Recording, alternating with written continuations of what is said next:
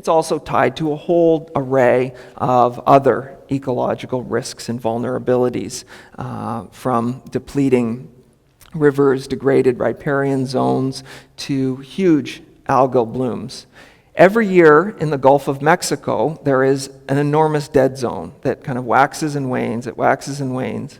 But the ultimate root of the Gulf of Mexico dead zone is the excess nutrients that are washing off across the very productive agricultural heartland of the U.S. in the Mississippi River Basin, the excess nitrates and phosphates that are running off of land into the Mississippi River, flowing out into the Gulf of Mexico, and leading to this huge growth of algae that basically chokes out aquatic life, and that's why it's called a dead zone. And some years it's the size of the state of Connecticut, the Gulf of Mexico dead zone, that is a direct product of industrial agriculture in the U.S. agricultural heartland. So that's another example of this kind of array of ecological costs in addition to the atmospheric ones. Now, the second part of the ecological hoofprint is to think about those islands of industrial livestock, those growing populations of animals that I was starting off with earlier in this lecture. And one of the things that I stress is those islands of animals where there are these huge flows of grains and oilseeds going into those islands. A lot of the nutritional content of those grains and oilseeds is lost in cycling them through animals to produce flesh principally, but also eggs and milk. So as you cycle grains and oilseeds through animals to produce food, a lot of the nutritional content of the crop production is basically wasted in animals' metabolism. So this is something that I stress is basically serves to magnify the resource budgets and pollution loads I was just talking about in industrial monocultures. The fertilizers, the pesticides, the irrigation demands, the movement of things. Those huge resource budgets that are embedded in industrial monocultures get magnified by the fact that a lot of that nutritional output is basically burned in animals' metabolism before it's even used. So this is something that Frances Moore Lappe, again, was very fundamental in identifying. And I mentioned her earlier saying this term, that livestock historically were protein factories, generating protein from eating crop stubble, grazing on fallowed land, eating household food waste through most of agrarian history. She also then coined the term reverse protein factories, which basically stresses that as you feed grains and oilseeds to animals, a lot of that nutritional product, a lot of the protein and other nutrients, are effectively wasted. They're burned in animals' metabolic processes before they become food outputs for people. So she said, whereas animals, livestock in small densities in mixed farm systems through most of agrarian history were protein factories generating this scarce nutrient, relatively scarce nutrient in many contexts. In industrial systems, they are reverse protein factories, meaning that a lot of the protein generated in crops is burned and used very inefficiently. So this term, reverse protein factories, highlights this metabolic wastage that's a fundamental part of the industrial grain, oilseed, livestock complex. And again, as I stress, it really magnifies the resource intensity of industrial monocultures. This is a map from the National Geographic report on food security in the coming number of decades, and I think it very valuably highlights just how much of the North American landscape is devoted to feed crops. Now, it's sort of at a crude level. The purple area is feed and also biofuels.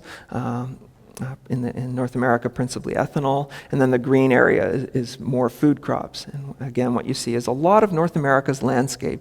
In fact, the large majority of the crop production in the United States and Canada is not fed directly to people, it's fed to animals before it ends up as food for people. And again, there's this enormous nutritional inefficiency there in cycling feed through animals to produce food. So the way I picture the industrial grain oilseed livestock complex is as a small number of these large-scale monocultures, these oceans of monocultures, again, principally in North America and principally on a world scale, maize and soybeans, but there are other feed crops as well, flowing through these islands of concentrated animals, the pigs and poultry being the biggest source of growth, but also factory farm. Dairy is growing, and feedlots are also growing and producing the big three, pigs, poultry, and cattle. And so on one side, there is this amplification of the resource budgets and pollution loads of industrial monocultures, the magnifying effect, which I've spoken about. And then there's the other side of the resource budgets and pollution loads of these islands of concentrated animals, is the fact that these are very resource intensive. Those islands are very resource intensive spaces as well. Okay, so there's the resource budgets on the industrial monoculture side, which then are effectively amplified by the fact that a lot of the nutritional output of industrial monocultures is lost to animals' metabolic processes. But then there's also the fact that these islands of concentrated animals are very resource intensive spaces. So again, to make sense of this overall environmental implications, we need to think about both sides of this system: the oceans of industrial monocultures and the islands of concentrated animals. Now I'm flipping this story around and focusing principally on the factory farms and feedlots, and I'll do this very briefly. The factory farms and feedlot also create a lot of biological and physical problems. When you pack thousands upon thousands of birds, hundreds, in some cases thousands of pigs together, there are a lot of problems that are engendered by those densities. Animals weren't meant to live in those concentrations. And so there's a whole range of biological and physical problems, or what I call barriers to scale, that are tied to the way these productive environments are organized. To the way these productive environments are organized. One of the basic problems, which is something I've already been stressing, is that animals burn a lot of the feed that is given to them in their metabolism before it turns into flesh, milk, and eggs. So one of the things industrial livestock production has long wrestled with is, how do you enhance the conversion of feed to flesh, feed to eggs, feed to milk?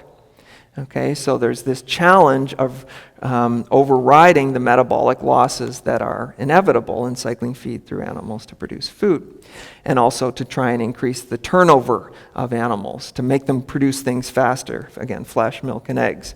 And so the reproductive limits of animals is in many ways a barrier to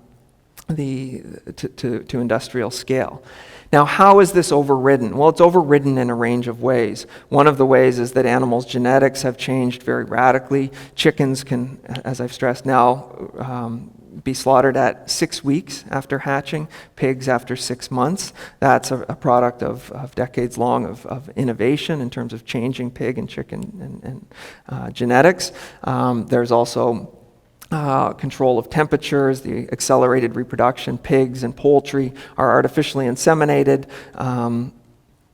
in North American industrial livestock production to accelerate, again, the turnover time.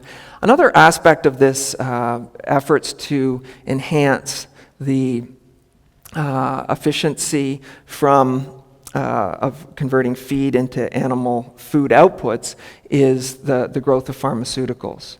And so pharmaceutical growth began partly to manage some of the health risks associated with the great densities of animals.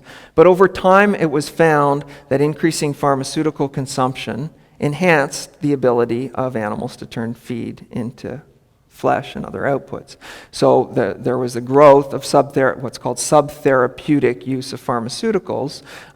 So it's not being used to treat a particular illness, but it's being the chronic low doses, which is tied to efforts to enhance the feed conversion efficiency from grains and oilseeds into flesh, eggs, and milk. So that's another part. And then another big part of this challenge of reducing metabolic losses relates to something I was starting out with earlier, this phenomenal growth of poultry on a world scale. Poultry are much more efficient converters of feed to flesh than are grain-fed cattle or pigs. But there's also a problem in describing it that way, and this is something I've stressed. It's not necessarily that they're more efficient converters of feed to flesh or feed to eggs. It's that they're less inefficient. There's still considerable nutritional losses and wastage in the metabolic processes of animals. The artificial insemination, again, is a fundamental part of our food system that people don't think about. This is how pigs, turkeys, chickens are reproduced today in North America, is artificial insemination. It's a basic part of our food system that probably very few people know about or certainly think about.